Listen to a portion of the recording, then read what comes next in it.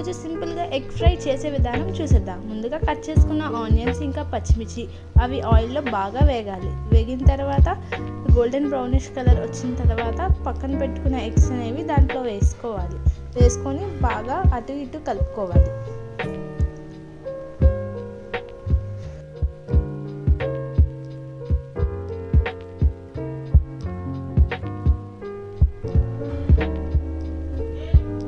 కొంచెం గుడ్డుకూర బాగా అయిపోయింది అనే టైంకి పక్కన పెట్టుకున్న కారము ఇంకా పసుపు ఇంకా సాల్ట్ అనేవి యాడ్ చేసుకోవాలి. ఈ మూడు ఒకసారి యాడ్ చేసుకోవాలి.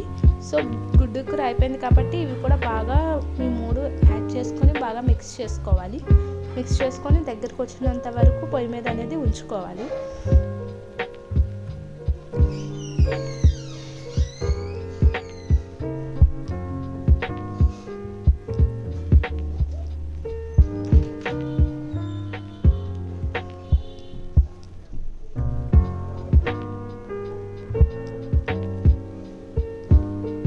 కొంచెం బాగా వేగిన తర్వాత ఎగ్ అనేది లాస్ట్లోని కొత్తిమీర అనేది కట్ చేసి దాంట్లో వేసుకోవడం.